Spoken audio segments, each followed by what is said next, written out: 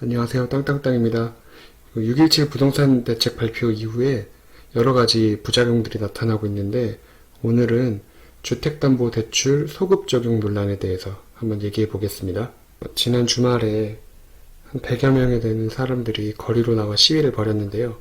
이들 모임 이름이 6.17 규제 소급 적용 피해자 구제를 위한 모임입니다. 사람들이 정부를 향한 메시지는 집값을 잡겠다고 이번 정부 들어서 한 20여 번의 부동산 정책을 계속 내놨는데 그럴수록 집값은 더 올라가고 있고 결국에는 본인과 아들 같은 수도권의 실수요자들에게도 똑같이 규제를 적용함으로써 형평성에 어긋난다.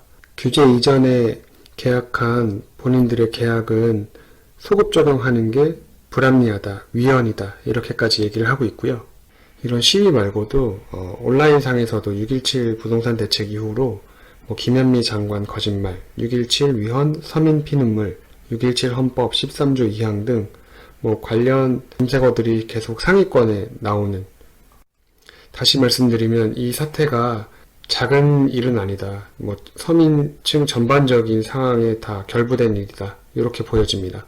참고로 헌법 13조 2항은 소급 입법에 관한 내용인데요. 지금 현재 6.17 부동산 대책 이전에 계약한 분양 계약자들은 이 6.17 부동산 대책이 헌법에 어긋난 위헌 대책이다. 이렇게 주장을 하고 있습니다. 참고로 헌법 13조 2항은 모든 국민은 소급 입법에 의하여 참정권의 제한을 받거나 재산권을 박탈당하지 아니한다.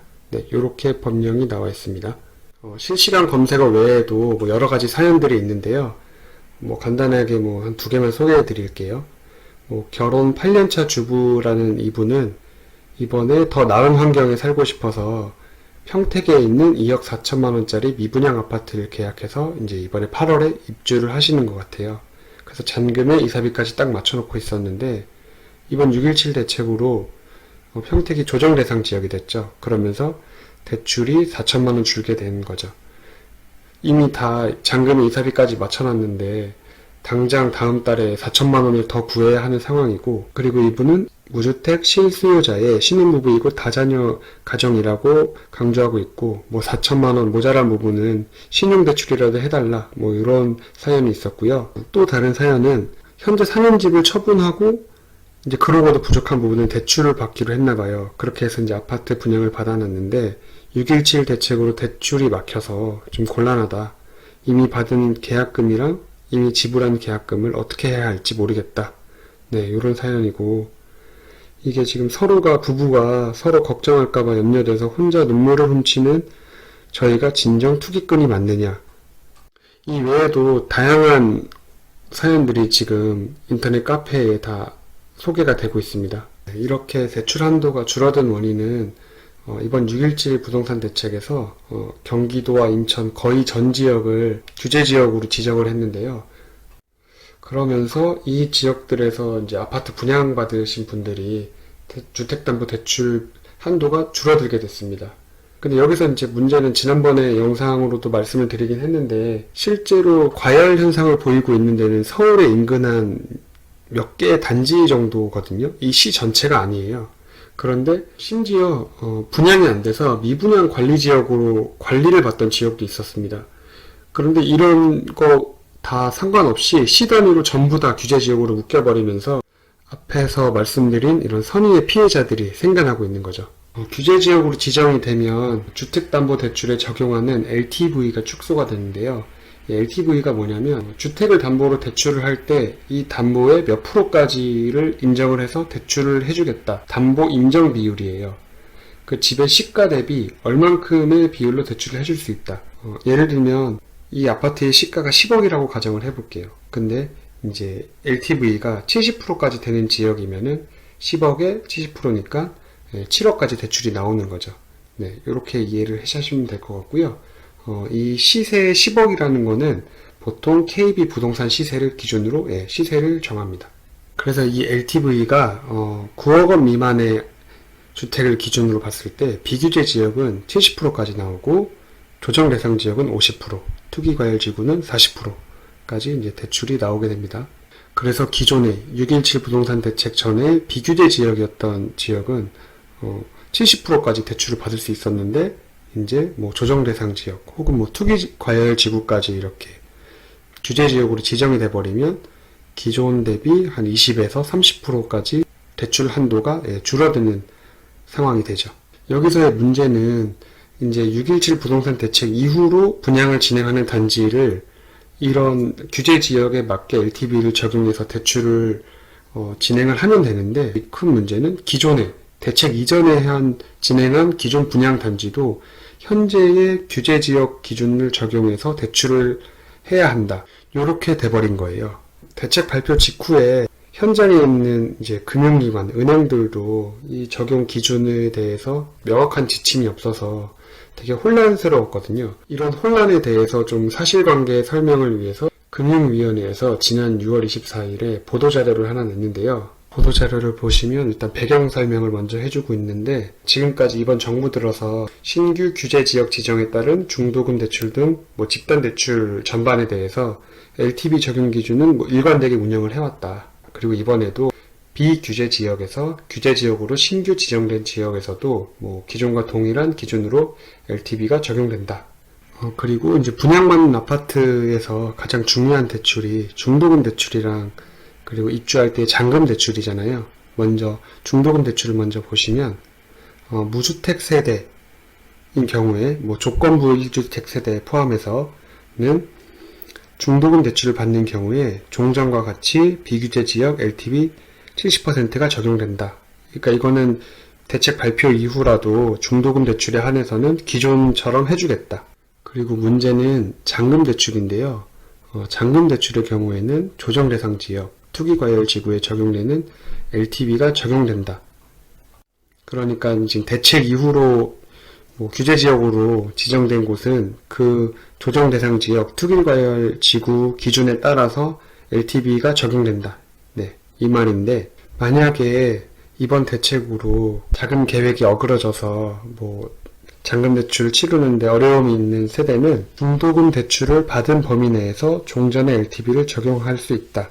이게 무슨 말이냐면, 비규제 지역이 이번에 규제 지역으로 바뀌면서 LTV를 70%까지 받을 수 있었던 걸 못 받게 된 상황이잖아요. 그런 경우에는 이제 중도금 대출을 이제 종전 LTV 기준에 맞춰서 받았을 거 아니에요. 그만큼은 잔금 대출을 할 수 있게 하겠다. 네, 이런 말인데요. 이게 되게 디테일이 떨어지는 정책인데 이게 왜 그런지 제가 이제 예시를 보면서 설명을 다시 드릴게요. 청와대 국민청원 사이트에 올라온 불만 글인데, 이분은 인천 검단 신도시에 아파트 청약을 받은 분이신 것 같아요. 이분 하시는 말이 LTV 70% 담보대출을 받아서 잔금을 지불할 예정이었는데 규제 지역으로 묶이면서 중도금 범위 내인 분양가의 60%로 대출이 줄어들었다. 그러니까 이제 기존에 본인은 70%까지 받으려고 그랬는데 10%가 준 60%로 대출이 줄어들어서 이거는 소급 적용이 없다고 정부가 그랬는데 이건 소급 적용 아니냐, 이런 불만 사연이고요. 저도 상당 부분 공감이 되는데, 정부 정책이 투기가 예상돼서 규제 지역을 늘리는 건 당연히 따라야겠지만, 규제 이전의 기준으로 알고 계약한 사람들이 정당하게 계약을 한 이후에 바뀐 정책 때문에 피해를 보면 이건 맞지 않는 거 아니냐, 네, 요렇게 지금 주장을 하고 있습니다.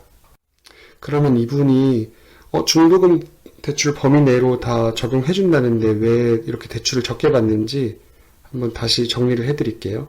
우선 검단 신도시 분양가를 그냥 제가 임의적으로 4억으로 잡았어요. 네, 이건 그냥 제가 임의로 잡은 거니까 이 액수에는 크게 신경 안 쓰셔도 됩니다.